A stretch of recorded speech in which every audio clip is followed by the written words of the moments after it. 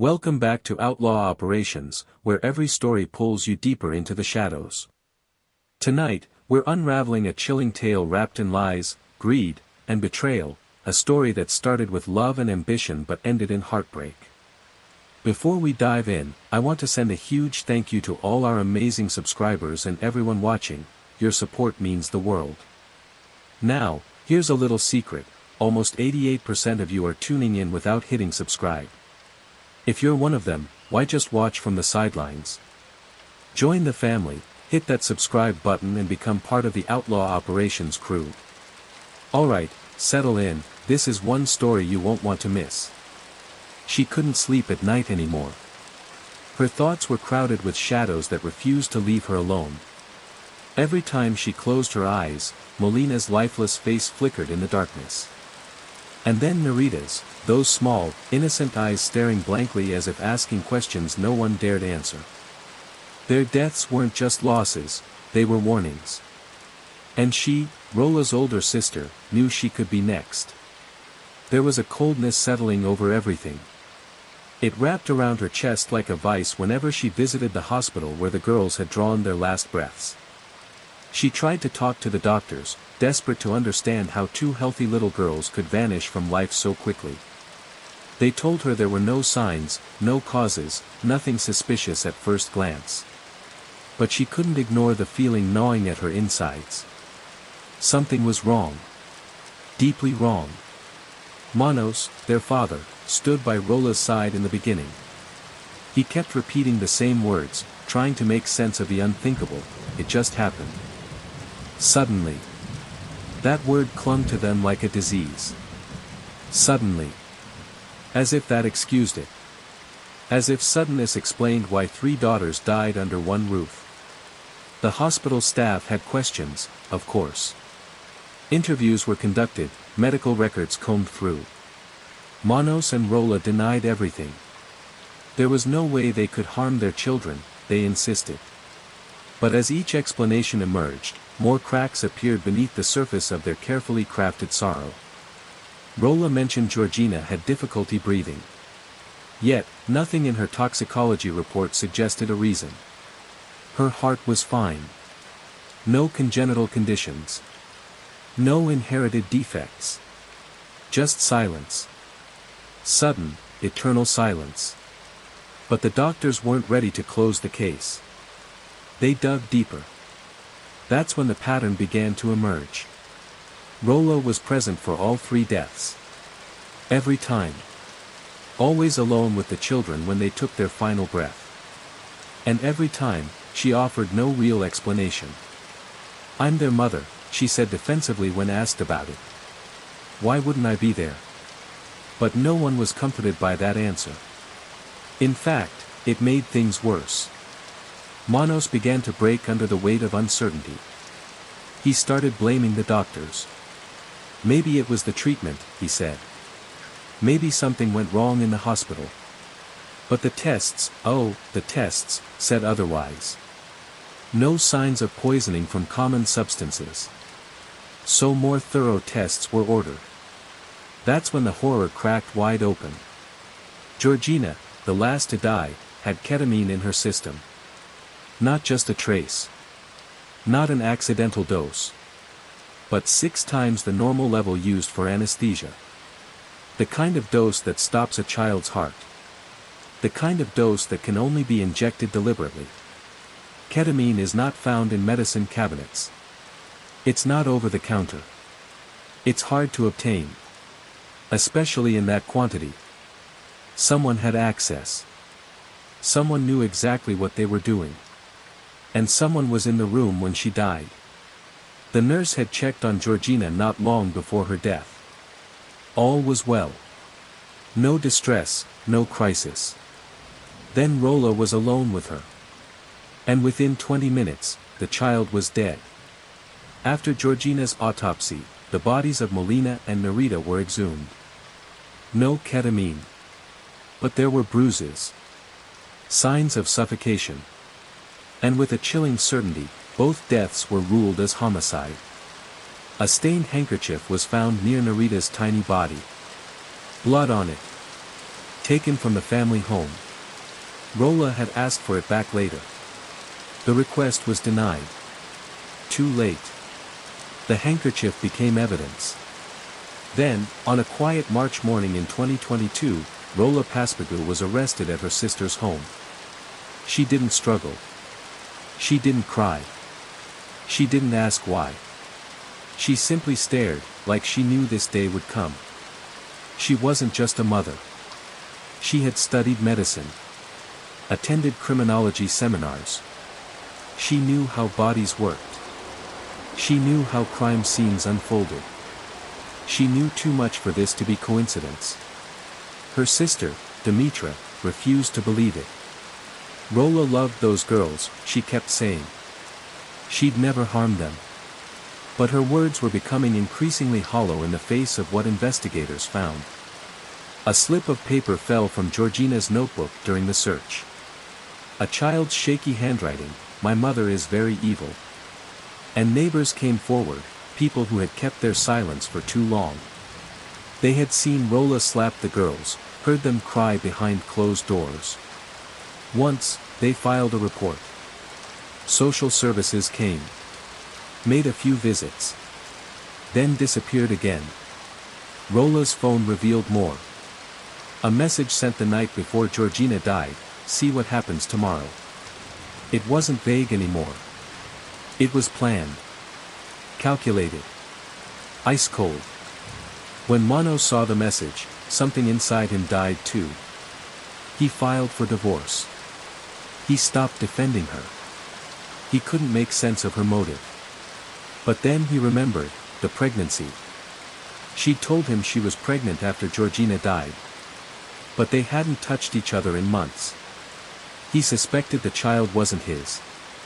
And then, quietly, she ended the pregnancy. As if it were just another problem to erase. He started to wonder whether Melina or Narita were even his children. Doubt eats a man alive from the inside. And Rolla, ever calculating, didn't try to soothe him. She became enraged at the divorce. Furious. She messaged a friend, speaking of casting a spell on Manos. She was slipping into something dark. Desperate. Dangerous. 2 weeks before Georgina died, Manos had proposed the divorce. Rolla begged him to stay. Visited fortune tellers. Lit candles. Made wishes. None of it worked. Her grip was loosening. They considered whether she had a psychological condition. Munchausen by proxy. A way to hurt her own children to gain sympathy. But that theory was dismissed. This wasn't for pity. This wasn't for attention. It was control. And maybe revenge. Manos had a mistress. Rolla knew. She was losing her family, her identity. She wanted it back.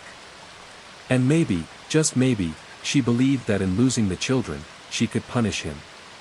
Or start over. Or simply not be alone.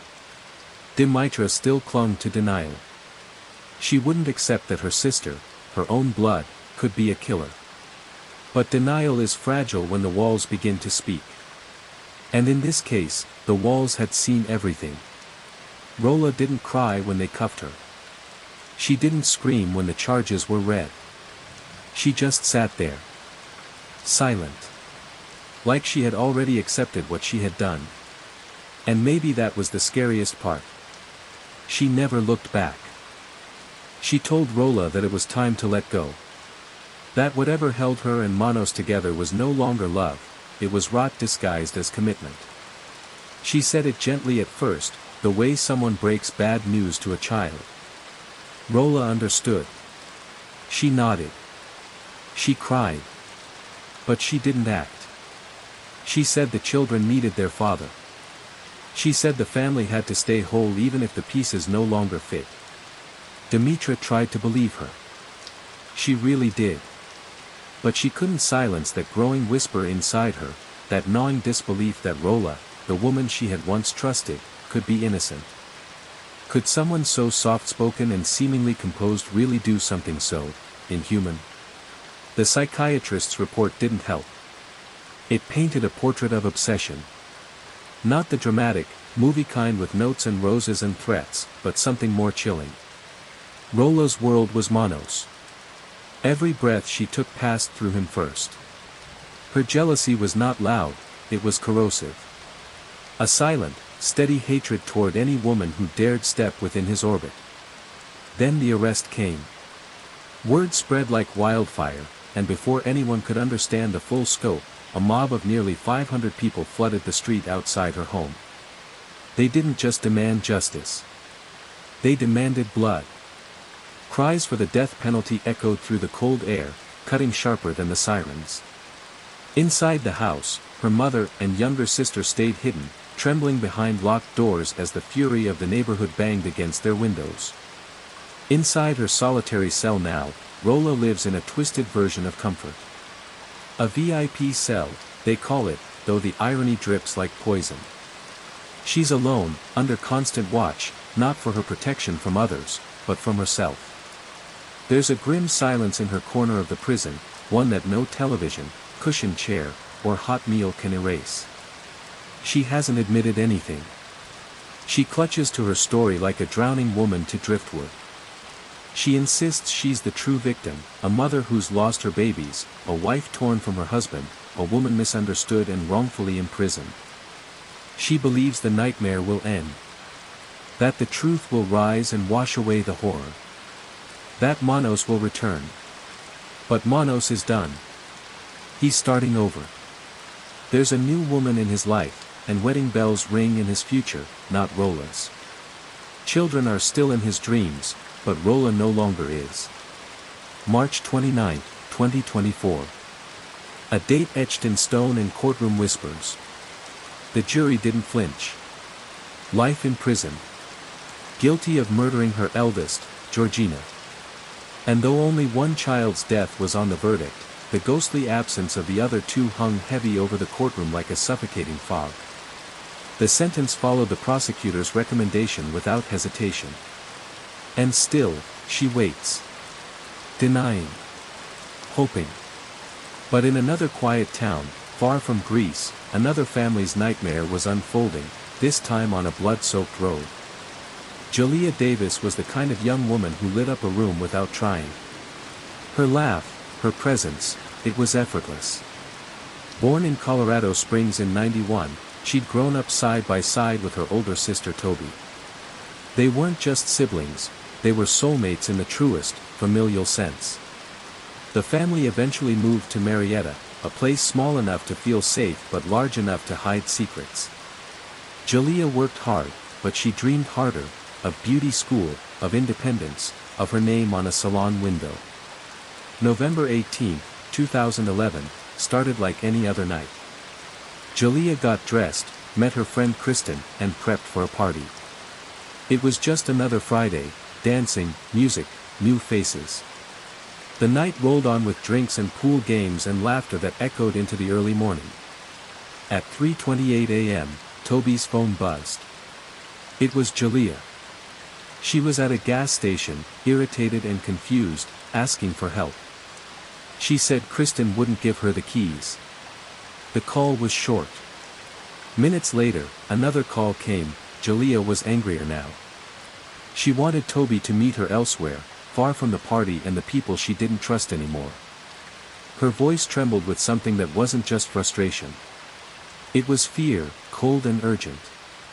Toby heard arguing, voices overlapping, and then silence. She tried to hurry, but something felt off. Kristen's voice had changed. Her excuses were vague. Her story, when she finally answered, cracked and splintered before dropping off completely. When Toby and her boyfriend reached the road where Jalea had said to come, the lights were already flashing. Blue and red. A crime scene. A blanket of quiet dread fell over them as officers explained, in careful tones, that a girl had been found. African American. White coat. Decapitated. Her body parts, scattered like roadkill across the highway. Jalea's car was found 300 meters away. Intact. Empty. The horror hadn't even begun to settle when their mother, Kim, arrived. A crowd formed. Confusion turned to disbelief. No one could understand how a girl who'd just been alive on the phone could be in pieces on the asphalt 20 minutes later. A truck driver had been the first to see the mess. He slammed the brakes, stepped out of his cab, and nearly collapsed. Limbs. Blood. A girl who no longer looked human. He called 911 and parked his truck sideways to block traffic, shielding the remains from being torn further. Even police couldn't immediately confirm the gender. That's how destroyed the body was. They talked to every motorist who passed. No one saw anything. No one heard screams. No one saw Jaliyah walking, running, being chased. The night had swallowed her whole, and all it left behind was carnage. Kristen didn't answer her phone again. Her story, never consistent, faded into the background as the truth grew murkier. Jaliyah's family still doesn't know everything. They have theories. Hopes. Fears.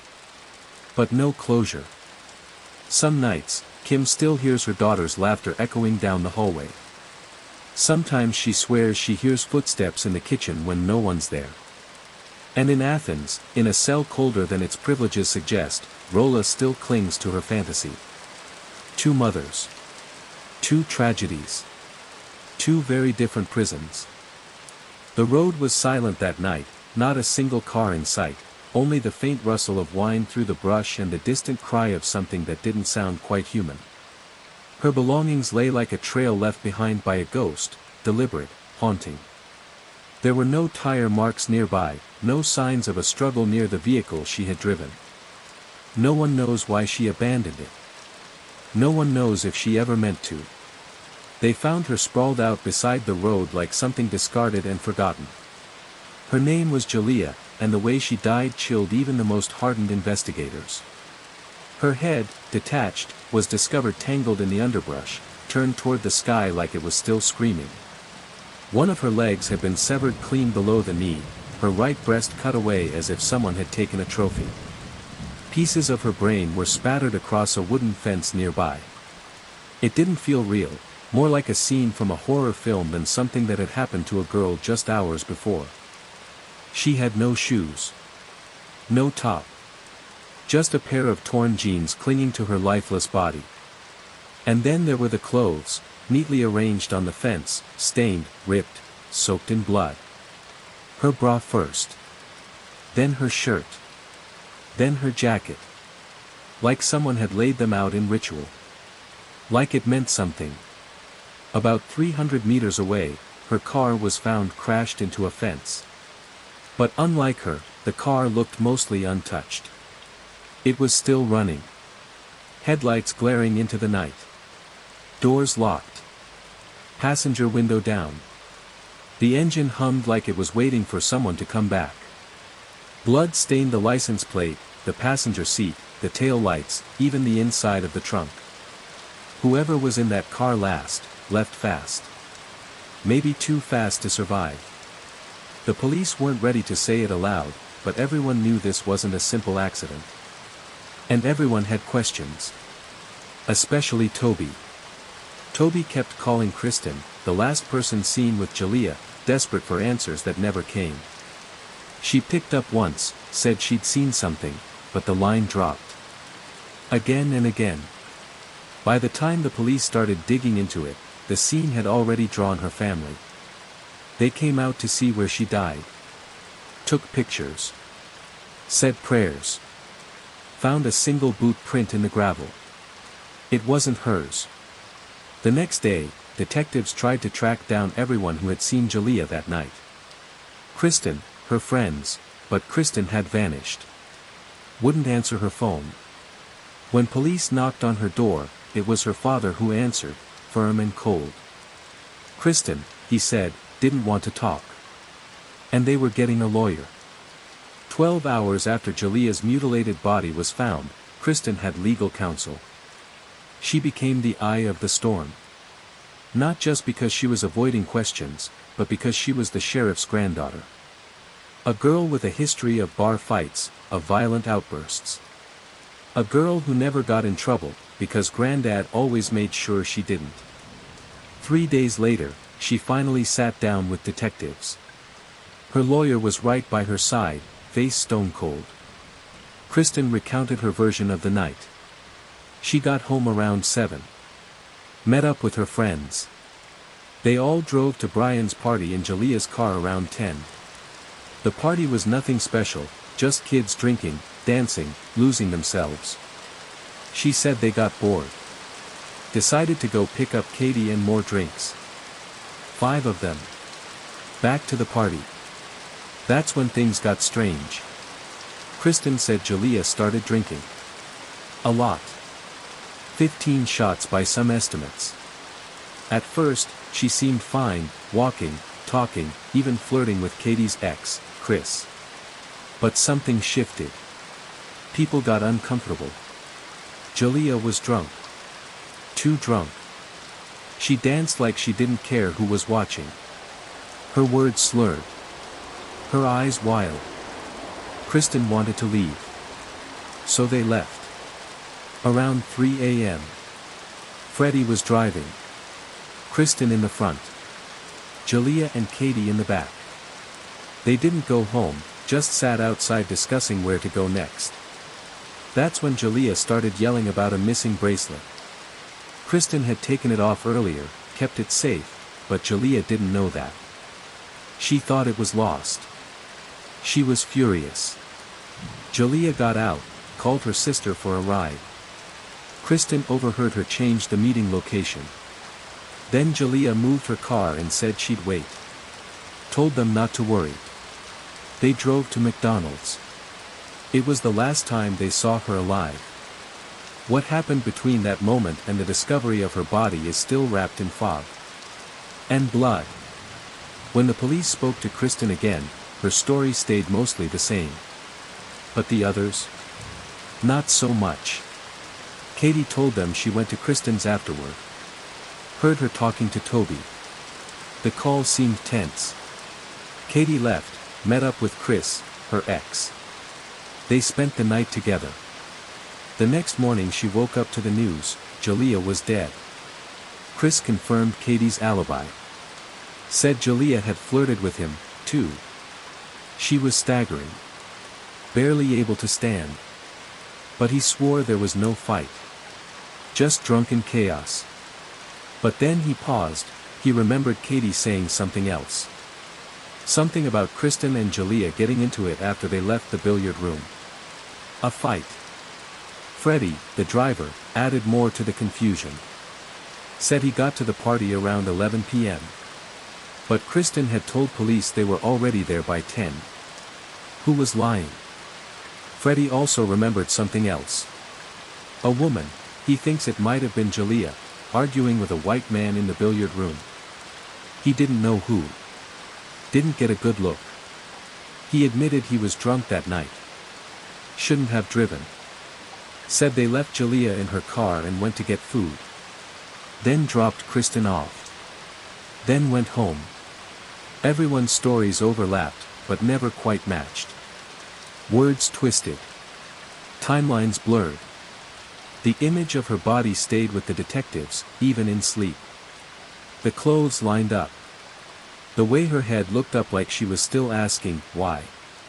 The sound of her car engine still running when they arrived, a mechanical heartbeat with no one left to hear it.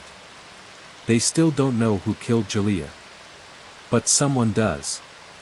And whoever it was, they didn't just kill her. They wanted her to be remembered. Forever. Nobody could quite piece together how Jalia ended up on that lonely stretch of highway. The scene was strange. The testimonies even stranger. Her friends, particularly Freddie, muddled their stories so much that even the detectives couldn't figure out who was lying, or worse, hiding something more sinister. Freddie claimed he never gave Jalia a ride. Swore by it. Yet, the final call from Jalia's phone told another story. Kristen's voice echoed faintly in the background, almost like a whisper from another world, calm but clear, suggesting they were together. So, was Freddie lying? Or was he too drunk that night to recall what actually happened? Weeks passed, then months. No arrests. No public updates. The whispers around town grew louder, more suspicious. People began to believe the authorities weren't investigating anything at all. Some said they had buried the truth beneath stacks of paperwork in apathy, calling it a tragic accident and moving on. But rumors bloomed like weeds. Persistent, wild. The kind of rumors that pull at the back of your mind when you're alone at night. They said Kristen and Freddie knew more than they let on. That Jalia's death wasn't some drunk driving mishap. Not even close. Her car. Hardly damaged. A few dents. A cracked windshield. A shattered front passenger window, sure, but nothing you'd expect from an accident that supposedly threw a body almost 300 meters from the vehicle. It didn't make sense. Not unless she had stepped out of the car. Not unless something happened after she was already out. Then there was the fence. The way her clothes were found was eerie. Not tossed around in chaos. Not torn apart by impact or struggle. But neatly hung. Her shirt, bra, jacket, all folded carefully over the rusted fence as if someone had done it with deliberate hands. A ritualistic calmness. Not the chaos of an accident. And as if to add one more twist of the knife, the detachable hood from her jacket was found tucked behind the fence in the bushes, like an afterthought. No one saw it before. Not even the police. It got worse. Her body, or what was left of it, was scattered across 2 lanes. Too broken, too damaged to bury, she had to be cremated. But even in death, the pieces didn't fit. The damage didn't match the story. In 2012, nearly a year later, a woman named Amber Stafford approached the police. Said she had seen everything. Swore she met Jalia that night at a pool hall. Swore she saw an argument. Jalia, 2 black men, and a white woman. A fight in the parking lot. Voices raised, bodies tense. She claimed the 2 men followed Jalia after she drove off. Amber said she watched as their car chased hers down the highway, colliding with her vehicle and forcing her off the road. According to Amber, Jalia got out of the car just before the attack. But Amber failed a polygraph test. Then admitted she made it all up. Just like that. No explanation. No motive. She got 6 months in jail and a $500 fine. And that was that. In March of 2013, the autopsy results were released. No drugs. Just alcohol. A blood alcohol content twice the legal limit. The sheriff's department ruled it an accident. They said Jalia drove off alone, drunk, speeding at 110 kilometers per hour. That she lost control. That her car skidded, smashed into the guardrail, and that she wasn't wearing a seatbelt. They said her body hit the windshield, bounced off the dashboard, and was ejected through the shattered front window. That the force flung her across the road. That she struck the guardrail posts, ricocheted back, flipping over the car, slamming into the trunk and roof, blood staining the metal, before landing hundreds of meters away. They even suggested another car, passing in the dark, didn't see her in time. Crushed her again. Scattered her remains. But that version of the story, it didn't sit right with her family. Or anyone who had known Jalia. Her body, they argued, couldn't have flown that far. Even if she had been hit by another vehicle, the damage didn't match. The roof of the car didn't have a single dent from the supposed body impact. The hood wasn't crumpled. No blood, no hair, no fibers on the shattered door. Not even glass in her hair. So how did she fly out the window? Why were the car doors locked when airbags usually cause them to unlock automatically? And what about the fence? If she had been flung into it, why was it still standing, untouched? Why were her clothes placed neatly, instead of shredded and scattered? The police claimed she crashed into that fence, but the fence didn't show a single sign of force. And there was something even darker. After the investigation, if you could call it that, was over, someone from Jalia's family returned to the scene. Her clothes were still there. Her underwear, her t-shirt, her jacket. Hanging on the fence. Uncollected. Untested. Ignored. Like remnants of a ghost no one wanted to acknowledge. The hood of her jacket, stained with blood, was still tucked behind the bushes. No DNA test. No fingerprints. They even found one of her earrings 5 meters from her body. Just lying there, glinting in the sun. And then there was the keychain. Jalia's favorite keychain. Decorated with little gemstones shaped like a J. A gift from her sister, Toby. She loved it. Guarded it. Fussed over it. Wouldn't lend it to anyone, not even Kristen. But somehow, Kristen had it. Said Jalia gave it to her. But no one believed her. Especially not Toby, who remembered the exact call that night when Jalia asked for her keys. Those keys had the gemstone keychain. Kristen had them later. Eventually, Kristen's attorney handed it back to the family. Quietly. Jalia had once argued with Kristen over a bracelet, refused to lend it out. So why would she hand over her most sentimental gift? Nothing added up. Not the crash. Not the aftermath. Not the evidence, or lack of it. It was as if the night had swallowed the truth whole. And every piece left behind, every blood-stained hood, every hanging shirt, every misplaced earring, whispered the same question louder and louder with each passing year. What really happened to Jalia? Because accidents don't fold clothes. And ghosts don't hang them on fences. No one in that car was ever questioned that night. Not a single person was treated as suspicious. Authorities never bothered collecting their phones for analysis. Kristen, Katie, and Freddie, 3 names etched into the quiet shadows of that evening, offered alibis that seemed clean enough. They claimed they were grabbing food at McDonald's when Jalia died. Surveillance footage from the McDonald's drive-thru shows a vehicle that resembled Freddie's pulling up at exactly 3:32 a.m. The cameras caught him collecting his order at the window. But the footage, it's grainy. No clear view of who else was in the car. It's like the lens was fogged with secrets. Even more unsettling, employees later said the timestamps on their system weren't quite right. Off, somehow. But no one could, or would, say by how much. Jalia's call log shows she rang Toby at 3:33 a.m., and Kristen claims they were still on the freeway then, arguing. Maybe she was telling the truth. Maybe they hadn't reached McDonald's yet. Or maybe Freddie was there alone. The timelines didn't fit neatly, but the police didn't press. They accepted the group's story without digging too deep.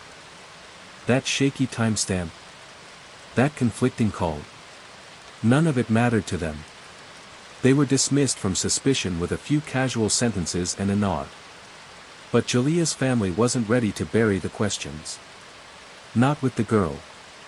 They started their own search. Pushed back against the silence. It didn't take long before they discovered something chilling, a trail of blood clinging to the underside of a car. Not smeared on the side. Underneath. Like something, no, someone, had been dragged. The road itself whispered of violence. Blood was soaked into the pavement. It hadn't just dripped. It had poured, scattered across asphalt like something ripped out of a horror scene. A car had hit her. They knew it. Hit her and kept going, the impact pulling her along beneath it.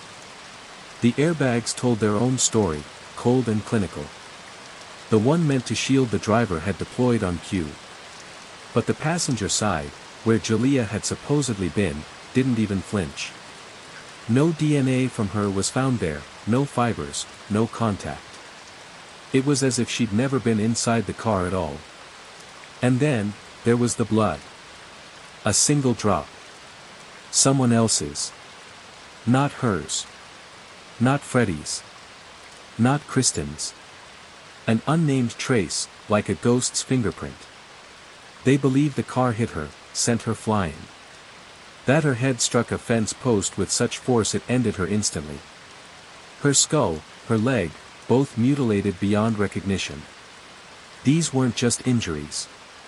These were the kinds of wounds that echo through the bones of a family forever. Still, the case remained sealed in silence. They tried to move forward. But the silence was too loud. The horror too recent. And then, in the shadows of the past, another story begins to stir. Stephanie Rugerberg. 15. Bright eyes, loud laughter, and a heart beating just a little faster for the idea of freedom. In 2002, her mother Sylvia took her and her brother away from Germany, fleeing the pieces of a broken marriage. She wanted a restart, something soft and sunlit. She chose the Balearic Islands, thinking they'd be perfect. A new love, a new life, and hopefully peace.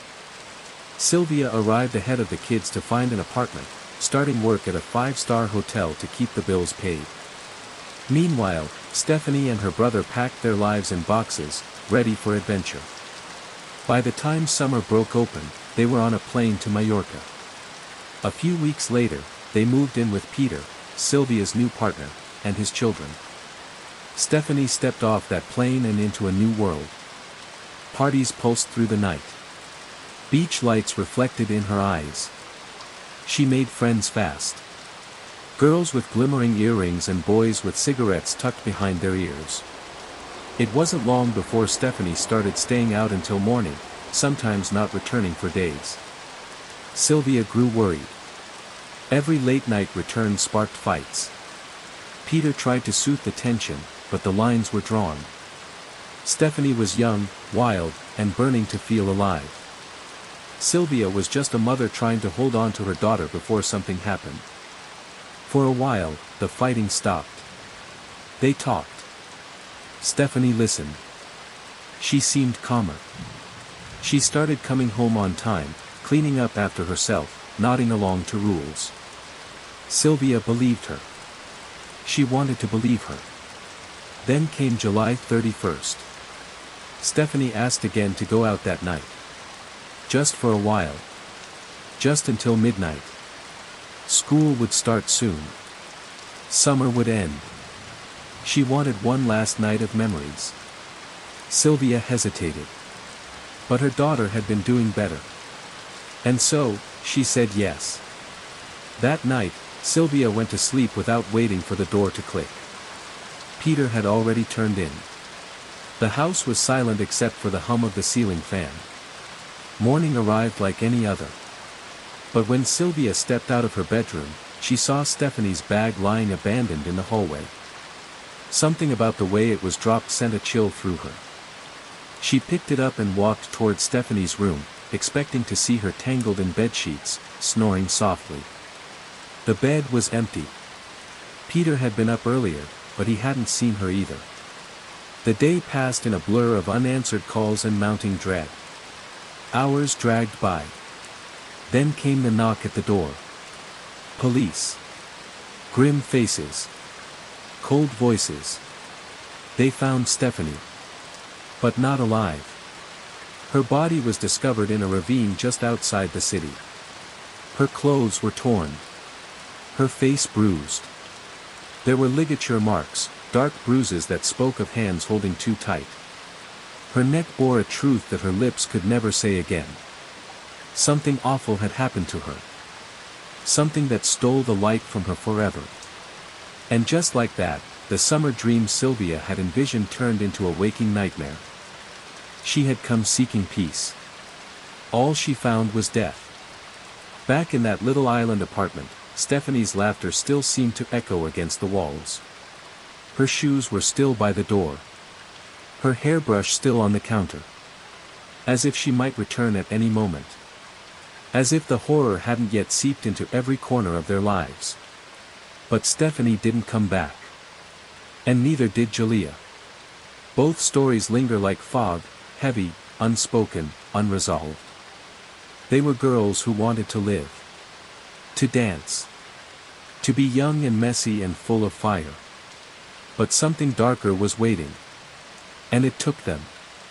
And those who were with them last. They're still out there. Smiling in photographs. Holding on to their secrets. And the families, they're still waiting. Waiting for someone to listen. Waiting for the truth to bleed through the lies. They had feared the worst, but nothing could have prepared them for the confirmation.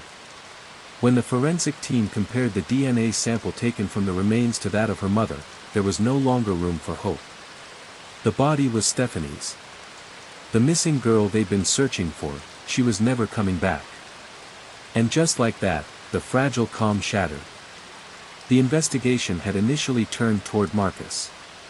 Some of Stephanie's belongings had been found in his apartment, enough to raise eyebrows, but not enough to bring him down. There were no traces of violence, no forensic trails to place her in that apartment during the time she vanished. Even the ominous red stain on her dress turned out to be nothing more than spilled wine. Harmless. Misleading. His friends backed his alibi too, confirming he had changed clothes the night of her disappearance, just as he'd claimed. So, if not Marcus, then who?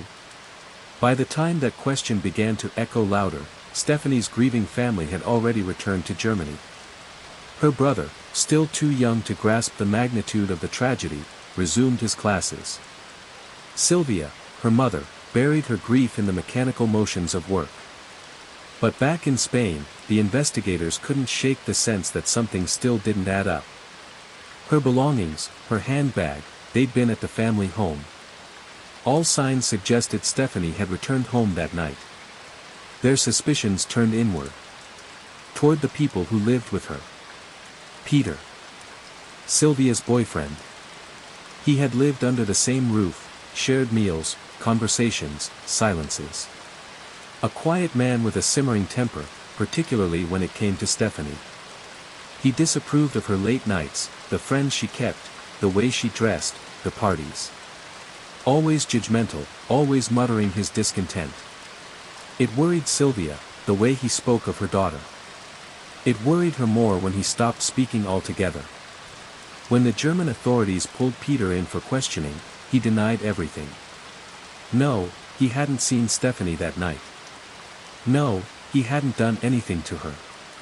But what he did offer was a name, Torsten. A quiet neighbor back in Mallorca. A German drifter. Peter admitted Sylvia had secretly allowed Torsten to stay in their rental apartment. It helped ease the rent burden. Illegal, yes, and that's why they hadn't mentioned it sooner. But Peter, perhaps out of guilt or suspicion, or maybe just instinct, named Torsten as someone who made him uneasy in hindsight. And that changed everything. Torsten. A drifter with a face that slipped into the background and a past that refused to stay buried. A man who had once been convicted of robbery. And of sexual assault. By the time the police began digging, he had already vanished from Mallorca. Fled. Vanished into thin air. But his legal residence was listed in Uperta, Germany, and that's where the joint Spanish-German task force headed next. But Torsten wasn't home. Neighbors were questioned. One man, a mechanic, had something strange to share. Months earlier, in February 2003, Torsten had brought in a white minibus. Nothing unusual at first, until the mechanic heard the requests. An emergency light system mounted above the driver's seat. Bright-colored paint to disguise the vehicle. Tinted windows, so dark no one could see inside, even in the midday sun. And then the sleeping area, a large, double bed-like setup replacing the passenger seats. The mechanic found it odd. Especially when he spotted a receipt. The minibus had been rented. Why would someone spend so much time and money modifying a vehicle they didn't even own? It got worse. A bag had been carelessly left open during one of the visits. Its contents were grotesque: rubber balls, cable ties, adult toys, and a handful of unmarked pills. The mechanic said nothing at the time. But he never forgot it. Then came the tip. The police found the abandoned minibus in a nearby town. The same minibus, down to the tinted windows and eerie modifications. Inside, what they discovered turned the case from troubling to monstrous. The bag the mechanic remembered. Still there. Only now, its purpose was clear. It wasn't just a bag. It was a kit. A kit for something far more sinister. Cable ties. Anesthetic agents. Women's underwear. 2 bottles of chloroform with Spanish labels. Sleeping pills. A toy pistol, enough to frighten someone without alerting real law enforcement. And dozens of explicit photographs. Faces of girls who might still be out there, or might already be lost. Torsten was arrested soon after. But he played dumb. Claimed innocence. Refused to accept even a sliver of guilt. But the evidence was already screaming. Tests on Stephanie's body confirmed it. Chloroform. Enough to cause poisoning. Enough to kill. She hadn't simply disappeared. She had been hunted, stalked, subdued. The chloroform had done its work, silencing her screams before they ever left her lips. Experts said it lingered in her system. Not just traces. Lethal amounts. Back at the scene where her body had been discovered, an abandoned farm, the kind that stories like this always seem to end in, cadaver dogs confirmed what no one wanted to believe. Torsten had been there. He had stayed close. Too close. 4 weeks. Watching the body decompose. Sleeping nearby. Living with his crime like it was a companion. But that wasn't the end. Hidden beneath the driver's seat of the van, the investigators found another handbag. Inside, more documents. Another girl. Another victim. Not a corpse this time, but a survivor. 18. German. She remembered meeting Torsten in a parking lot, just a casual greeting. Nothing that would raise concern. But then she woke up in the van. Dazed. Disoriented. Drugged. Chloroform again. But she was lucky. When she regained consciousness, Torsten wasn't there. The back door had been left unlocked. She escaped barefoot and breathless, running through the night until she found help. She lived. Her testimony was chilling. And it confirmed what the police already feared: Stephanie wasn't the first. And she might not have been the last. Torsten now faces charges for that assault, but what he took from Stephanie can never be repaid. Her life, her laughter, her future, swallowed by a man who looked like any other, who walked among neighbors like a shadow. And still, behind bars, he says nothing. Only silence. Like the kind that fell the night Stephanie disappeared. The kind that haunts the halls of empty apartments and echoes through the dreams of her mother. Because evil doesn't always knock. Sometimes it waits. Quiet. Patient. Like Torsten did. Stephanie, now called Sylvia, sat at the edge of her bed with a hand trembling over her phone, checking it for the 100th time that hour. No messages. No missed calls. Just silence. Her daughter, Stephanie, hadn't come home. It had been days now, and that gnawing silence was starting to feel louder than any scream. It wasn't unusual for Stephanie to disappear for a night or two. She was young, free-spirited, sometimes reckless. Parties, beach nights, crashing at friends' places, she'd done it all before. But even during her wildest stretches, she'd never gone this long without sending a message, a call, even a cryptic emoji at 3 in the morning. This time, it felt different. There was something ugly and hollow in the air that no amount of rationalizing could cover.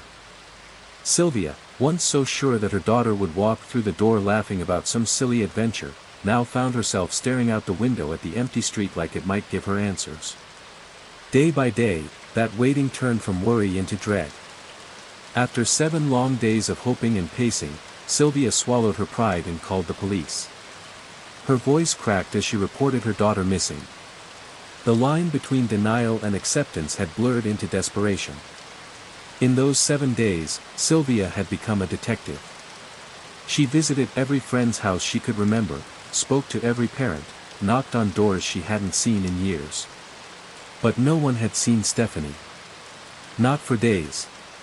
Not since the night that something, whatever it was, swallowed her whole. By early August, the police had finally begun their official search. Officers combed through Stephanie's past, starting with her closest friends. Bouncers at nightclubs were questioned, bartenders were cornered, tourists were approached on the streets. But nothing concrete surfaced. Parties came and went. New faces replaced old ones. And like footsteps in the sand, memories of that night faded with the tide. Flyers with Stephanie's face were plastered across every lamppost and telephone pole in town. A bright smile, frozen in time, watched over a place that had already started forgetting her. Her phone was off. Her credit cards untouched. No social media activity. In a world where everyone is always online, her absence was deafening. No ransom calls came. No eerie notes. No trace of a struggle. Just nothing. The Coast Guard swept the waters. Helicopters circled the beaches. Each search ended in disappointment. Her name was spoken in hushed tones in local cafes and on shaded porches. But eventually, even the whispers thinned. Sylvia, however, could not let go. She refused. While others began to grieve in private, she moved through her daughter's room with a detective's precision and a mother's instinct. The police had already searched it, checked it, cleared it. But Sylvia knew better. She knew where her daughter hid her secrets. And in the spine of an old diary, Sylvia found one. His name was Marcus. She'd never heard of him before, but the diary described a beach party in Palma. Stephanie had met him there. A DJ. Young. From Dusseldorf. A few friends confirmed they'd seen her with him. There were smiles in the diary's pages, flirtation scribbled in ink, small details that now took on sinister meaning. There was a camera too. Tucked under the bed, long forgotten. Inside, undeveloped film. Sylvia had it processed. The photos came back grainy but vivid.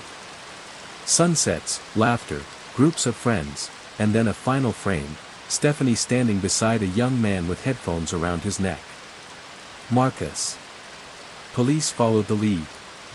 They identified Marcus quickly. When they visited his apartment, he welcomed them inside but sweat beaded on his forehead. He admitted to knowing Stephanie. Yes, they spent the evening together. Yes, she came to his place after the club. But she left after an hour, he said. Nothing happened. She spilled wine on her dress, changed clothes, and left. The police were polite but skeptical. Something didn't add up. And when they searched the apartment, their doubt solidified into alarm. Stephanie's dress was there, stuffed in the back of a closet. Not just stained, but soaked with dark red blotches. Marcus claimed it was wine, but no one believed him. Still, without definitive proof, they couldn't charge him. They sent the clothes for forensic testing and continued their investigation. Weeks passed.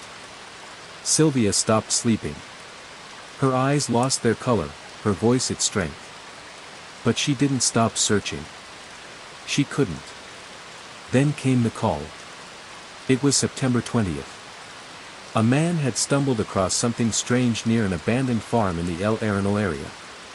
Police rushed to the scene, a rotting farmhouse, windows shattered, vines curling through broken doors. It had been deserted for years, yet something inside waited. What they found wasn't a person. Not anymore. It was a body. Decomposed, twisted, left to decay in silence. The stench clung to the air like a curse. Female. Pajamas. Underwear. Socks. No ID. No wallet.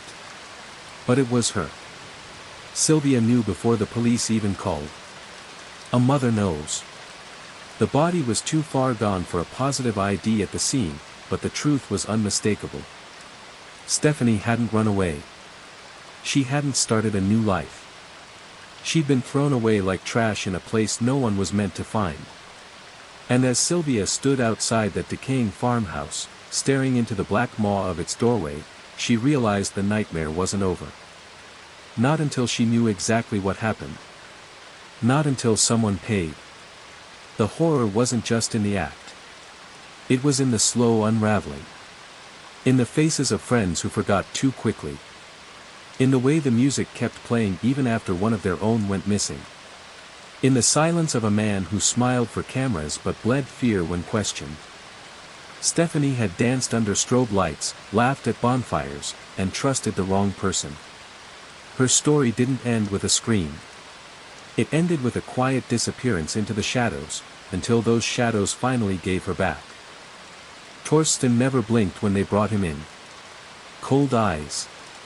A blank face. The kind of stillness that makes your skin crawl even when there's no sound. The kind that made even seasoned detectives pause. When questioned, he said nothing. Not a word about Stephanie. Not a tremor in his voice. He simply stared, unmoved, as if what they spoke of, the girl, the night, the body, was all someone else's tragedy, someone else's world. He wasn't going to crack. They knew it. So, one of the officers, an older man with tired eyes but a sharp mind, proposed something unorthodox. He volunteered to share a cell with Torsten, pretending to be just another inmate. It was a game of patience now, and the officer played it well. He listened, joked, let Torsten speak on his own terms. Over a few days, a strange sense of camaraderie began to form. The killer, perhaps starved for attention, connection, or simply the thrill of manipulation, began to open up. The confession came one night, low and raspy under the dim flicker of a hallway bulb, as if even the walls leaned in to hear. Torsten admitted he killed Stephanie. But like always, he twisted the truth. He claimed it was an accident. He said he'd been watching her, waiting, choosing his moment carefully. That night, Stephanie had returned from a party, tipsy and unaware. Her family had gone to bed. The apartment was quiet. He believed the silence was giving him permission. He approached her. Said something suggestive. Maybe something cruel. She pushed back, tried to fight him. That was when things escalated, an argument, he claimed.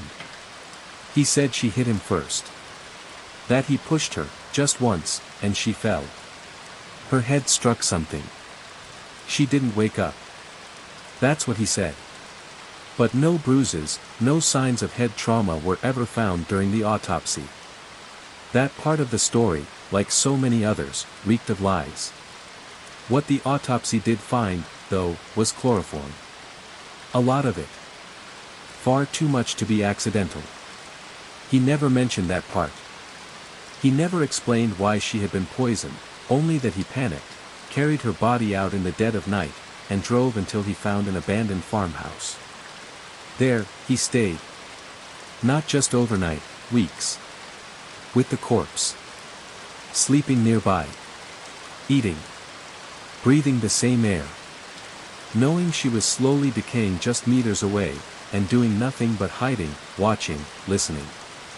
He joined the search parties. Walked side by side with her grieving parents. Helped distribute flyers with her smiling face printed across them. Sometimes, he would place a hand on the mother's shoulder and tell her to keep hope alive. All the while, the body lay where he'd left it, wrapped in a cheap blanket, nestled between rotting beams and rusted metal.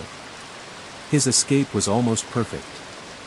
Fleeing to Germany, he thought he could vanish into the crowd. But pasts don't stay buried. When investigators discovered he had once escaped prison, that he had prior charges of sexual assault involving chloroform, the pieces started to fit. Slowly, horrifically, everything began to align. The prosecutor filed charges. Assault resulting in death.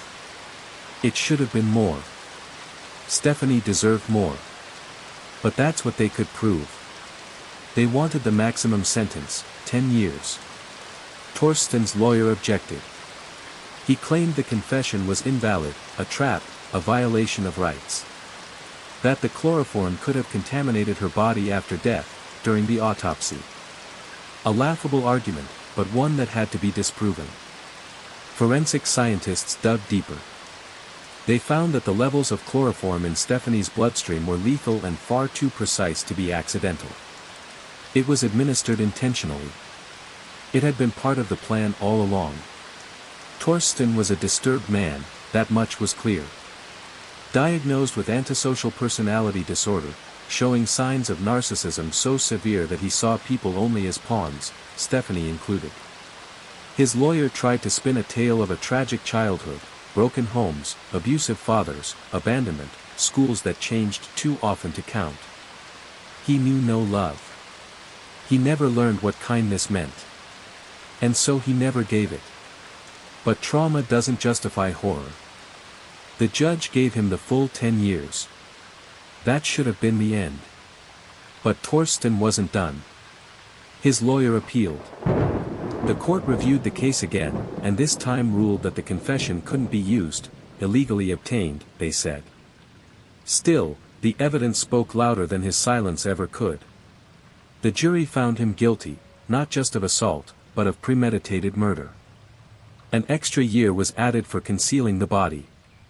The prosecution had proven that Stephanie didn't die in a struggle. She didn't hit her head. She had come home, slipped into her pajamas, maybe brushed her teeth, maybe checked her phone one last time.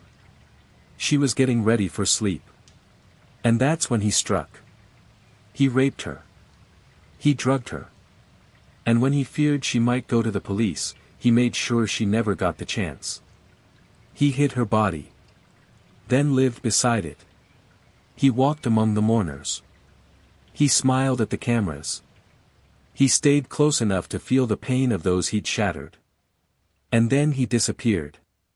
Stephanie's family never suspected the quiet neighbor who went missing shortly after their daughter did. They never imagined they'd embraced a killer, shared meals with him, confided their fears in him. They never dreamed the man who helped them hang posters was the same man who'd snuffed out her light. After 11 years, an early release, Torsten walked out a free man. Somewhere in Germany, he now moves in shadows, unknown, unseen. No new crimes have been linked to him. Yet. But the police remain uneasy. The family sleeps with one eye open. And the investigators from Spain and Germany agree, his story isn't finished. Not by a long shot. There's something about men like Torsten. They don't stop. They wait. And somewhere out there, he might be watching again. Waiting. Choosing the next quiet night. The next unlocked door. The next Stephanie. She was always different. Not in a loud, attention-seeking way, but quietly, silently, like a shadow that never quite blended in. She walked through the early years of school like a ghost, no one really noticed her, and she never tried to be noticed. While other kids chatted at recess, traded lunchbox snacks, and made birthday party plans, she sat at the edge of the bench, head down, her fingers tracing imaginary patterns on her knees. She never asked to join. No one asked her either. Then, in 4th grade, she met Anissa. A soft-spoken girl with gentle eyes and a kind of presence that made you feel like the world was just a little less harsh when she was near. At first, Anissa wasn't interested in becoming friends. But Morgan was desperate for a connection. She clung to that small thread of hope like a lifeline. Eventually, that thread tightened, and they became inseparable. Morgan called her her best friend, the first one she ever had. It didn't matter that the feeling wasn't quite mutual at first. For Morgan, Anissa's companionship was everything. Time passed, and by October 2013, a new face arrived in their circle. Peyton was cheerful, kind, and just a little awkward in the way most kids are. She fit in easily at school. She had the grades, the manners, and the smile that teachers adored. Morgan tolerated her. Anissa was neutral. But Peyton, with her natural empathy, tried to keep them together as a trio. It almost worked. But Morgan and Peyton didn't get along. Their energies clashed like storm fronts. Morgan found Peyton arrogant, maybe even too perfect. Peyton saw Morgan as unsettling, too intense, too eager, too strange. The two of them avoided each other when they could. It was Anissa that kept them tethered. She floated between them, unintentionally becoming the anchor to a friendship that was never meant to hold. And then things took a darker turn. Morgan and Anissa found common ground in their fascination with the macabre. Horror stories. Monsters. Urban legends. Shadows behind doors and things that whispered from the dark. Where other children feared these things, they embraced them. Their obsession became a language only they understood. Peyton noticed. She didn't like what she was seeing, how Anissa had changed, how Morgan seemed to sink deeper into something eerie and unnatural. She went to her parents and told them about the strange things Morgan and Anissa talked about. Her parents warned her gently. They told her to stay away from friends who seemed too obsessed with disturbing things. They worried these girls weren't a good influence. But Peyton didn't listen. Or maybe, she couldn't. Maybe a part of her felt sorry for them. Or maybe she was scared that if she pulled away, she'd become a target instead of a friend. She stayed. She kept talking to them. Laughing with them. Sharing lunches.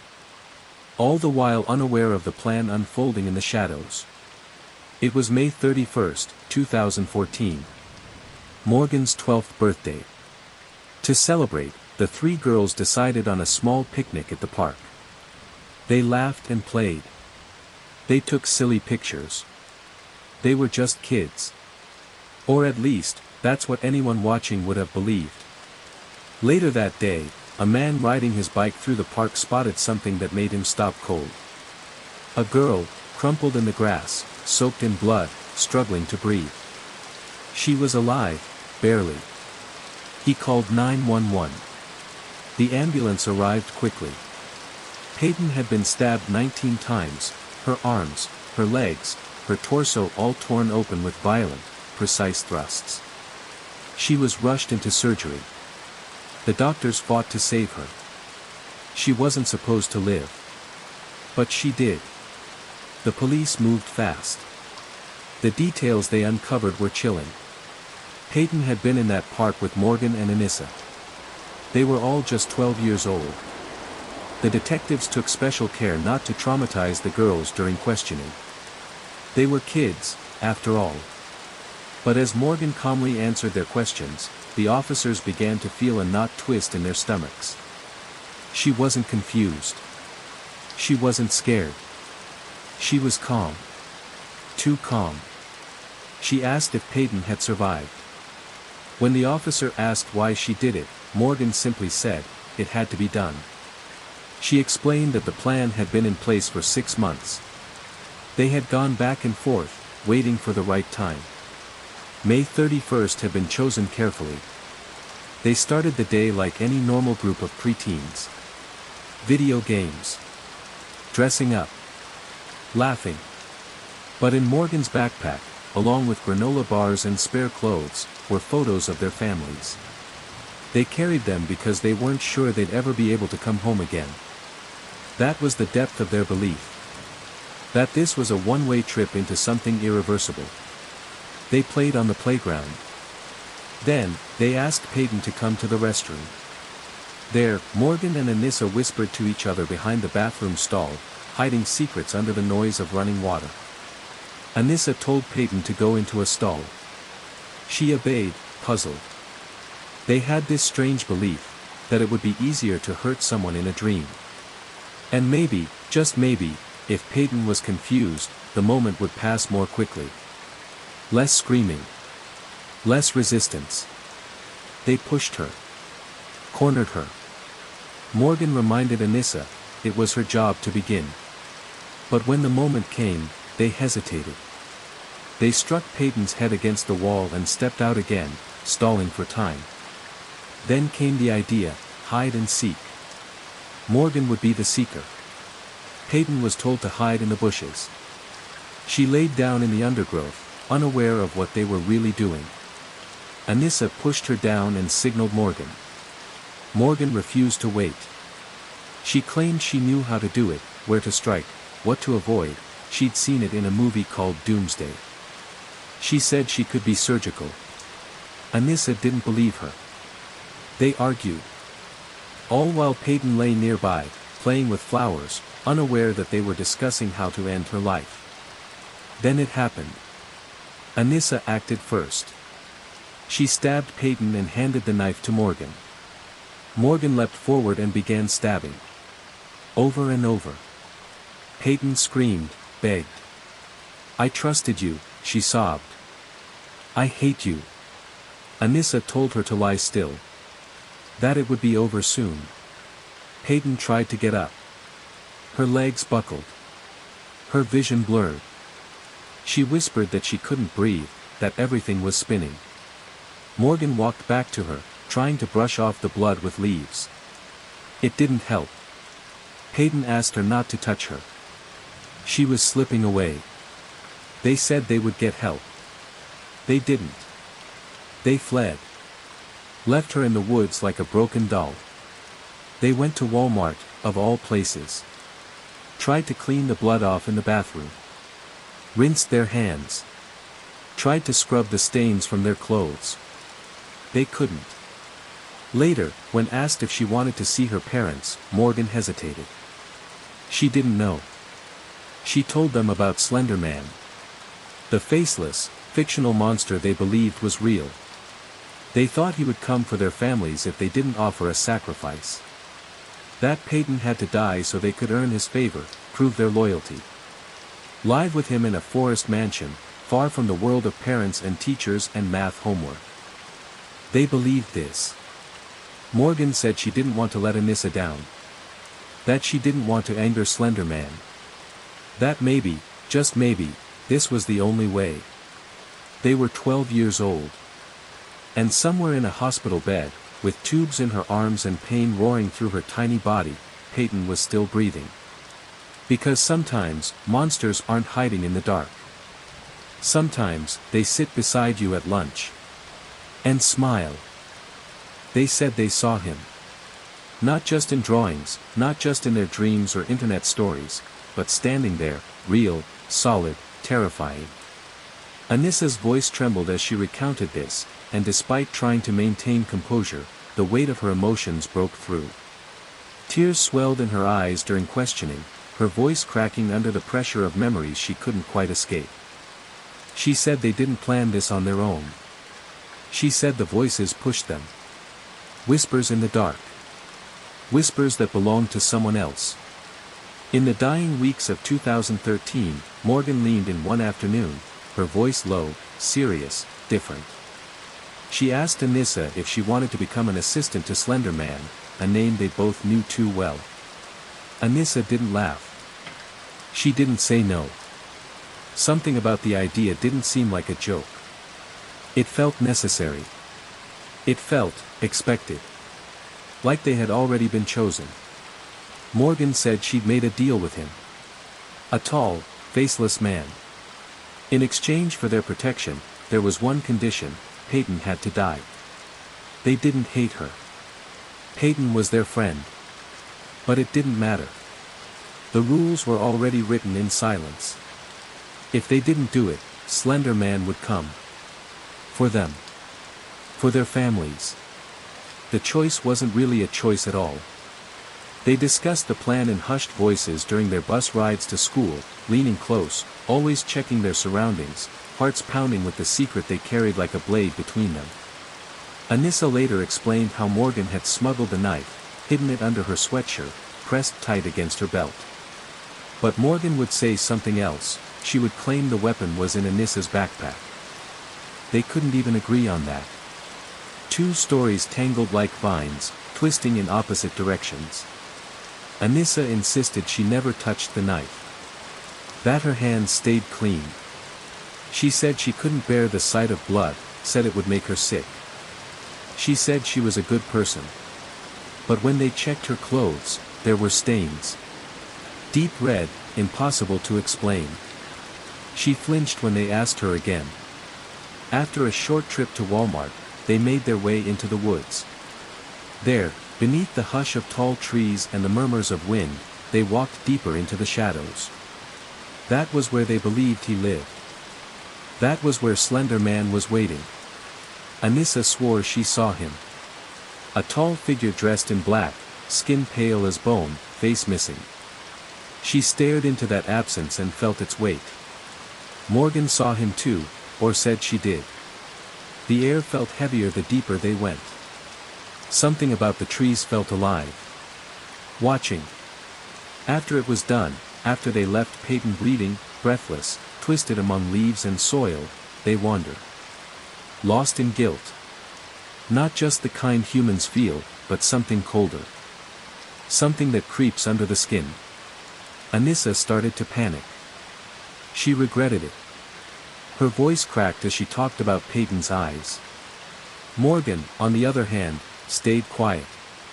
Calm. Like a machine programmed to complete a task. They said they'd planned it differently at first. Wanted to do it while Peyton slept. Silently. Without seeing her eyes. They even considered taping her mouth so she couldn't scream. But something about the thought of their families, their homes, the life they'd be leaving, it held them back, just for a moment. Not enough. Soon after, an alert went out. Police placed both girls on the wanted list.